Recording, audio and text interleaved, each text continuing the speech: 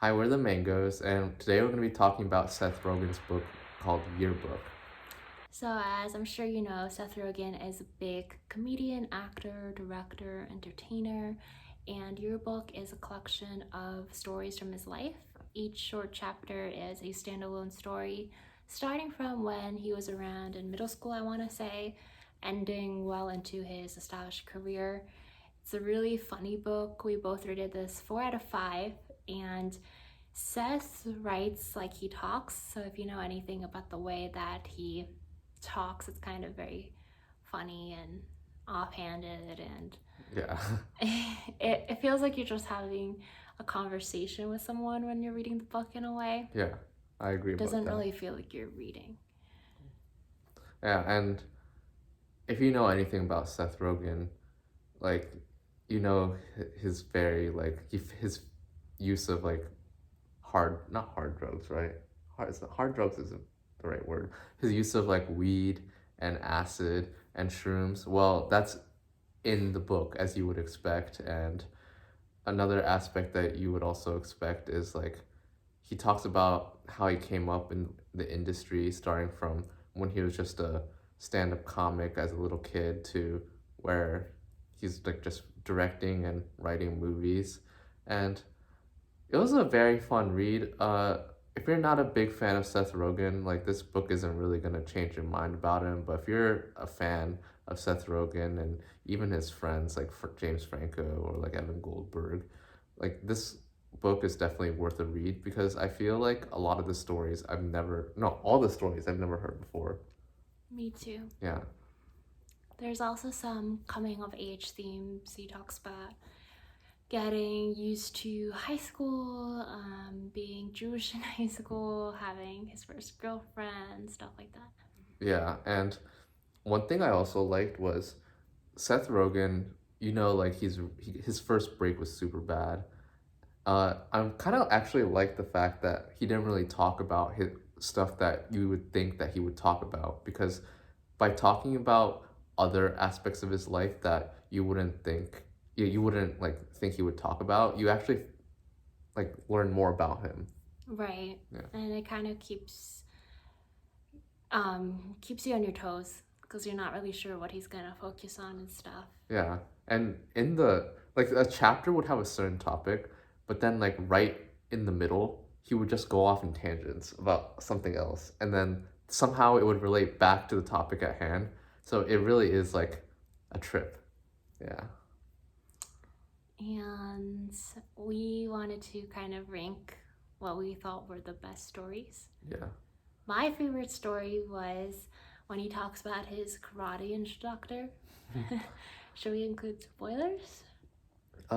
Yeah, spoiler alert. So if you want to read the book, I would end the video right now.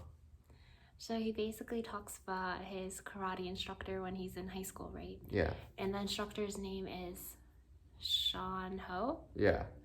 And his method of karate was very unique to say the least. He was all about just aggressive fighting. Hurting the other opponent. Yeah. So then when Seth and the whole crew show up to their first tournament, Seth asks the instructor, Sensei, why haven't we been to more tournaments? And the sensei goes, well, we've been kicked out of them. And then Seth goes, okay, so are there any rules that I should be aware of? And the sensei goes, no. And then Seth faces his first opponent, and the opponent seems very professional and sophisticated, but Seth basically just knocks him in the face, was it? Yeah, I think it's hits him in the throat, right? Okay. And then he is kicked out because that was against the rules. And he goes back to the sensei and he's like, Sensei, I'm kicked out, I lost. And then the sensei looks at the opponent who is in pain and he's like, it doesn't look like it to me. And that's how the story goes. And it's just really funny because the sensei is quite the character. Yeah.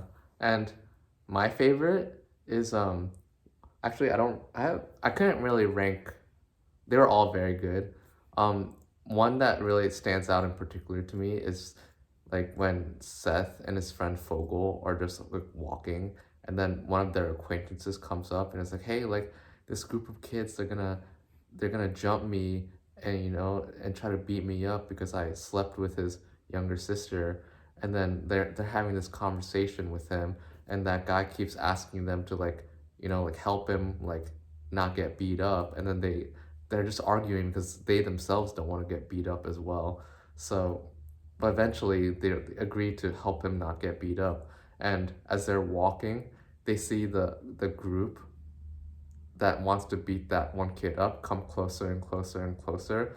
And when they actually like converge, like Fogel and Seth just keep on walking and don't help the kid that's getting beaten up by this group of kids. And then they just and then that's just how the story ends. Yeah, that was a funny one. Yeah.